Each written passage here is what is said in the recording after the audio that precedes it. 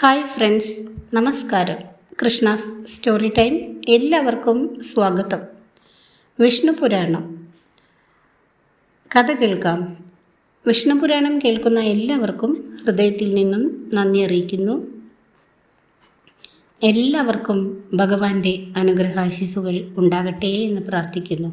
ഇന്നത്തെ ഭാഗത്തിലേക്ക്. ഹരേ കൃഷ്ണ. 21-ാം അധ്യായം. പരാശര മഹർഷി തുടർന്നു. മൈത്രേയ, ഈ പ്രഹ്ലാദൻ്റെ പുത്രനാണ് വിരോചനൻ.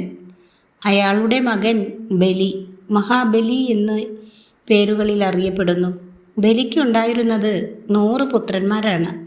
ആ 100 പുത്രന്മാരിൽ ഏറ്റവും മൂത്തത് ബാണാസുരൻ. ഈ ബാണനിൽ നിന്ന് നിവാതക വചന്മാർ എന്ന 4 കോടി അസുരന്മാരും പിറന്നു. ഭാനു എന്ന അഗ്നിയുടെ പുത്രൻ വൈശ്വാനരൻ്റെ 2 പെൺമക്കളാണ് പുലോമയും കാൽക്കയും. കശ്യപന് ഇവരിൽ 7000 പുത്രന്മാരാണ് ജനിച്ചത്. ഈ സന്താനങ്ങൾ പൗലോമന്മാരെന്നും കാലകേയന്മാരെന്നും പ്രസിദ്ധരായി തീർന്നു. ഇവരെല്ലാം ചേർന്ന് ധനുവിൻ്റെ വംശം വലുതാക്കി. ധനു എന്നാൽ ബ്രാക്കറ്റിൽ ദക്ഷപുത്രിയാണ്. കശ്യപൻ വിവാഹം ചെയ്തു. ധനുവിൽ നിന്ന് ദാനവരുണ്ടായെന്ന് മഹാഭാരതം. ഇവരെല്ലാം ചേർന്ന് ധനുവിൻ്റെ വംശം വലുതാക്കി. കശ്യപപത്നിയായ താമ്രയിൽ നിന്ന് പിറന്ന 6 കന്യകമാർ പലതരം പക്ഷികൾക്കും മൃഗങ്ങൾക്കും ജന്മം നൽകി.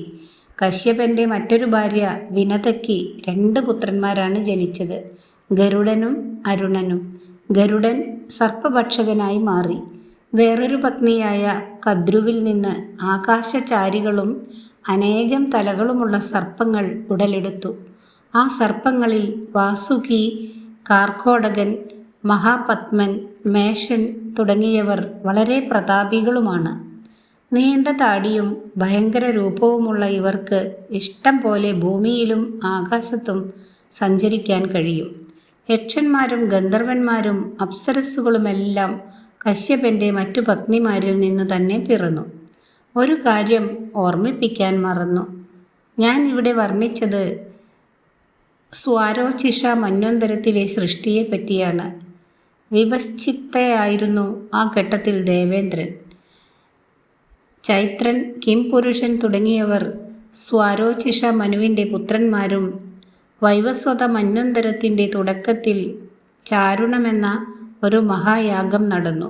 ആ യാഗത്തിൽ നിന്നാണ് അക്കാലത്തെ ബ്രഹ്മാവ് ഉണ്ടായത്. മുൻകാൽപ്പത്തിലെ ബ്രഹ്മാവിൻ്റെ മാനസപുത്രന്മാരിൽ നിന്ന് സപ്തർഷികൾ ജനിച്ചിട്ടുണ്ടായിരുന്നല്ലോ. അവരെയെല്ലാം ഈ കൽപ്പത്തിൽ ബ്രഹ്മാവ് ഗന്ധർവന്മാർ, നാഗങ്ങൾ, ദേവന്മാർ, ദാനവന്മാർ തുടങ്ങിയവരുടെ പിതൃരൂപങ്ങളായി കണക്കാക്കി. 22-ാം അധ്യായം. മൈത്രേയ, വേനൻ്റെ മരണശേഷം മഹർഷിമാർ പൃഥുവിനെ രാജാവാക്കിയ ചരിത്രം നീ കേട്ടുകഴിഞ്ഞതാണ്. പൃഥുവിനെ സിംഹാസനത്തിലിരുത്തി രാജ്യാഭിഷേകം നടത്തിയ സമയത്ത് ബ്രഹ്മാവ് തന്നെ രാജാവിൻ്റെ അധികാരാതിർത്തി വേണ്ടവിധം വിഭജിച്ചു കൊടുത്തു. പിന്നെ ബ്രാഹ്മണരുടെയും നക്ഷത്രങ്ങൾ, ഗ്രഹങ്ങൾ, സസ്യങ്ങൾ, യാഗം, തപം തുടങ്ങിയവയുടെയും സംരക്ഷണത്തിന് ചന്ദ്രനെയും രാജാക്കന്മാരുടെയും രാജാവായി വിശ്രവസിൻ്റെ പുത്രൻ കുബേരനെയും ചുമതലപ്പെടുത്തി. ജലങ്ങളുടെ സ്വാമിയായി വരുണനെയും ആദിത്യന്മാരുടെ രക്ഷകനായി മഹാവിഷ്ണുവിനെയും വസുക്കളുടെ നായകനായി അഗ്നിയെയും പിതാമഹൻ തെരഞ്ഞെടുത്തു. പ്രജാപതികളുടെ നേതൃസ്ഥാനം ദക്ഷനും മരുത്തുകളുടെ നേതാവെന്ന പദവി ഇന്ദ്രനും ദാനവന്മാരുടെയും ദൈത്യന്മാരുടെയും രക്ഷാധികാരി എന്ന അവകാശം പ്രഹ്ലാദനും നൽകി. പിതൃക്കളുടെ അധിപതിയാക്കിയത് യമനെയാണ്. ഐരാവതത്തെ ആനകളുടെ രാജാവാക്കി. പക്ഷികളുടെ രാജാവ് ഗരുഡൻ, ദേവന്മാരുടെ രാജാവ് ഇന്ദ്രൻ, കുതിരകളുടെ രാജാവ് ഉച്ചൈശ്രവസ്, പശുക്കളുടെ രാജാവ് കാള, മൃഗരാജാവ് സിംഹം എന്നിങ്ങനെയും നിശ്ചയിച്ചു കൊടുത്തു. അഷ്ടദിക്കുകളിലേക്കും ദിക്പാലകന്മാരെ കാവലിനു വിട്ടു. കിഴക്കേ ദിക്കിലേക്ക് അയച്ച വൈരജ പ്രജാപതി ബ്രാക്കറ്റിൽ സപ്തപിതാക്കളിൽ ഒരാൾ. വൈരജ പ്രജാപതി പുത്രൻ സുധന്വാവും തെക്കുവശത്തേക്ക് ചെന്ന കർദമ പ്രജാപതിയുടെ പുത്രൻ ശംഖപദനും പടിഞ്ഞാറേ ഭാഗത്തിൻ്റെ ചുമതലയേറ്റ രാജസപുത്രൻ കേതുമാനും വടക്കേ ദിക്കിലേക്ക് പോയ പാർജന്യ പ്രജാപതിയുടെ പുത്രൻ ഹിരണ്യപോമനും പ്രതാപികളായ രാജാക്കന്മാർ കൂടിയായിരുന്നു. ഈ ദിക്പാലന്മാർ 7 ദ്വീപുകളും അനേകം നഗരങ്ങളുമുള്ള ഭൂമിയെ ധർമ്മത്തിനും നീതിക്കും പോറലേൽപ്പിക്കാതെ പരിപാലിച്ചു കൊണ്ടിരിക്കുന്നു. മുൻപുണ്ടായിരുന്നവരും ഇനിയുണ്ടാകാൻ പോകുന്നവരുമായ രാജാക്കന്മാരെല്ലാം ഭഗവാൻ ജനാർദ്ദനൻ്റെ അംശരൂപങ്ങളാണ്. എല്ലാവരും വിഷ്ണുവിൻ്റെ സൃഷ്ടികൾ തന്നെ. രജോ ഗുണങ്ങളുടെ പിൻബലത്തോടെ ആ സനാതന പുരുഷൻ വിശ്വത്തെ സൃഷ്ടിക്കുന്നു, പരിപാലിക്കുന്നു. കാലസ്വരൂപനായി താൻ തന്നെ സംഹരിക്കുകയും ചെയ്യുന്നു. രജോ ഗുണയുക്തനായ അദ്ദേഹം 4 രൂപങ്ങൾ ധരിക്കുന്നുണ്ട്. രുദ്രൻ, കാലൻ, കാലം, ജീവജാലങ്ങൾ തുടങ്ങിയവ 4ഉം ഭഗവാന്റെ സൃഷ്ടികളുടെ പ്രളയകാരണ രൂപങ്ങളാണെന്ന് പറയപ്പെടുന്നു. കാലഗതിക്കനുസരിച്ചല്ലാതെ ബ്രഹ്മാവിന് പോലും യാതൊന്നും പ്രവർത്തിക്കാൻ സാധിക്കുകയില്ല. ഈ സന്ദർഭത്തിൽ മൈത്രേയൻ ആവശ്യപ്പെട്ടു, ഭഗവാൻ വിഷ്ണു ഈ വിശ്വത്തെ മുഴുവൻ ആഭരണ രൂപത്തിലും ആയുധ രൂപത്തിലും ധരിക്കുന്നുവെന്നാണല്ലോ അവിടുന്ന് പറഞ്ഞതിൻ്റെ ചുരുക്കം. ഇത് സ്വല്പം വിശദീകരിക്കാൻ കനിവുണ്ടാവണം. ഇതിനെക്കുറിച്ച് മുത്തച്ഛൻ വസിഷ്ഠ മഹർഷിയിൽ നിന്ന് ഞാൻ മനസ്സിലാക്കിയ ചില കാര്യങ്ങൾ ഇവിടെ ആവർത്തിക്കാം, കേട്ടുകൊള്ളുക. പരാശരമുനി വിശദീകരിക്കാൻ തുടങ്ങി. രാഗദ്വേഷാദികളില്ലാത്ത 3 ഗുണത്തിനും അതീതമായ പുണ്യാത്മാവിനെ ഭഗവാൻ ശ്രീഹരി വിശിഷ്ടരത്നത്തിൻ്റെ രൂപത്തിൽ അണിയുന്നു. ഭഗവാൻ അതിനെ ശ്രീവത്സമായും ബുദ്ധിയെ ഗദാരൂപത്തിലുമാണ് ധരിച്ചിരിക്കുന്നത്. പഞ്ചഭൂതങ്ങളുടെ കാരണരൂപമായ താമസ അഹങ്കാരത്തിനും ഇന്ദ്രിയങ്ങളുടെ കാരണരൂപമായ രാജസ അഹങ്കാരത്തിനും അവിടുന്ന് ശംഖിൻ്റെ ശാർംഗത്തിൻ്റെയും ആകൃതി നൽകിയാണ് കയ്യിൽ പിടിച്ചിരിക്കുന്നത്. കാറ്റിനെ പോലും തോൽപ്പിക്കുന്നതും അത്യന്തം ചഞ്ചല സ്വഭാവിയും സാത്വികാഹങ്കാര രൂപിയുമായ മനസ്സ് അദ്ദേഹത്തിൻ്റെ തൃക്കൈയിൽ ചക്രാകൃതി കൈക്കൊണ്ട് വിരാജിക്കുന്നു. എല്ലാ ജ്ഞാനേന്ദ്രിയങ്ങളും കർമ്മേന്ദ്രിയങ്ങളും ശ്രീഹരി ശരങ്ങളുടെ രൂപത്തിൽ കൈവശം സൂക്ഷിക്കുന്നുണ്ട്. ഇങ്ങനെയാണ് ഭഗവാൻ ലോകത്തെ മുഴുവൻ ആഭരണങ്ങളും ആയുധങ്ങളുമാക്കിയിരിക്കുന്നത്. വിദ്യയും അവിദ്യയും സത്തും അസത്തും മൂർത്തതയും അമൂർത്തതയുമെല്ലാം സർവഭൂതേശ്വരനായ ഈ ഭഗവാനിൽ തന്നെ സ്ഥിതി ചെയ്യുന്നു. ഋതുക്കളും അയനങ്ങളും വർഷവും കാലരൂപത്തിൽ കുടികൊള്ളുന്നതും അവ്യയനായ ഈ ശ്രീഹരിയിൽ തന്നെ.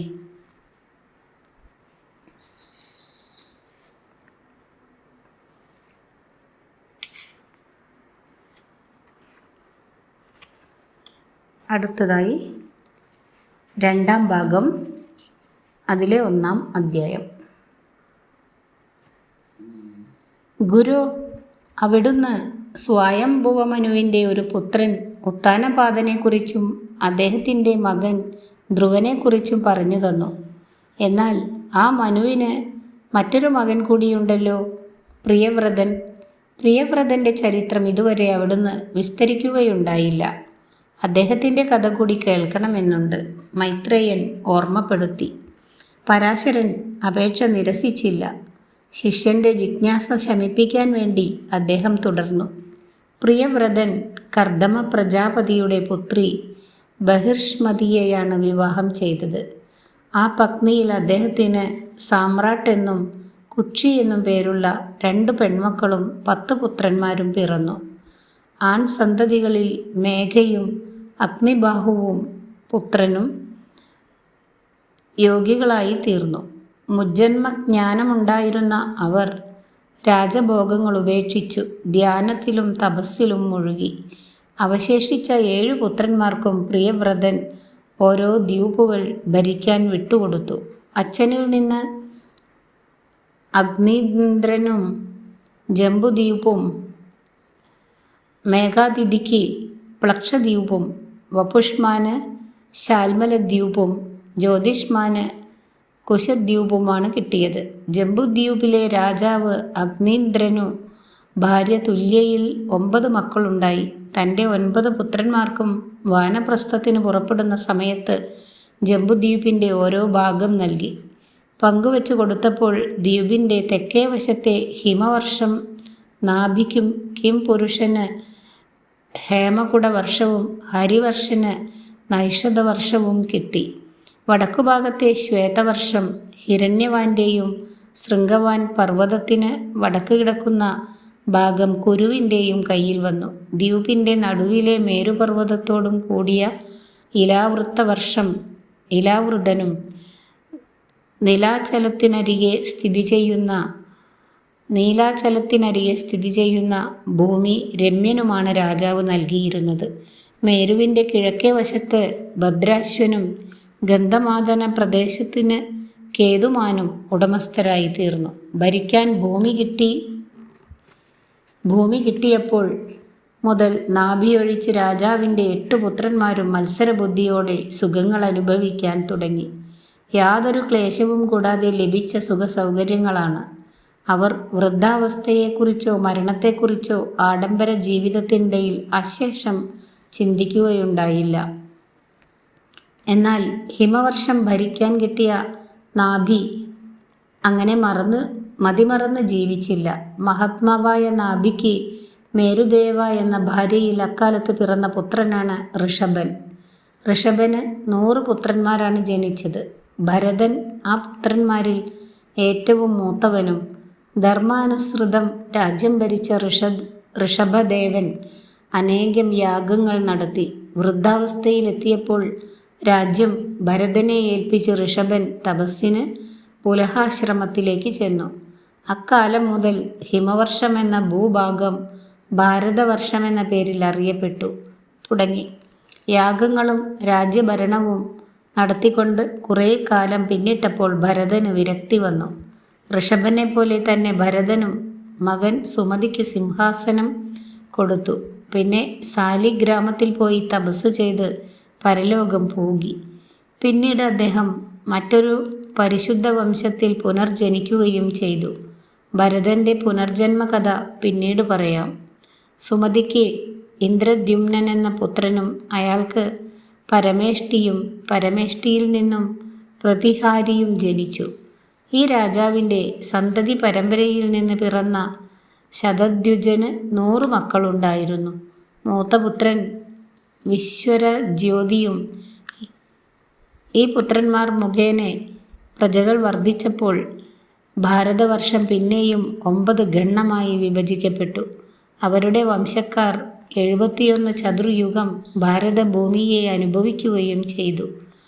12 കൽപ്പങ്ങളിൽ ഏറ്റവും ആദ്യത്തേത് സ്വയംഭൂവ മന്വന്തരമാണ്.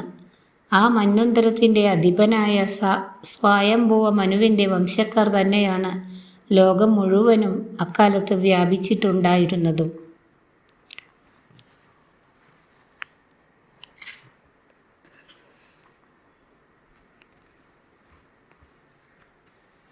ഇതോടുകൂടി ഇന്നത്തെ വീഡിയോ അവസാനിപ്പിക്കുന്നു.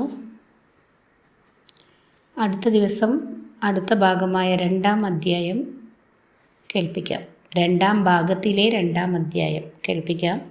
വീഡിയോ ഇഷ്ടമായാൽ എല്ലാവരും ഒന്ന് ലൈക്ക് ഷെയർ ചെയ്യുക. Thank you.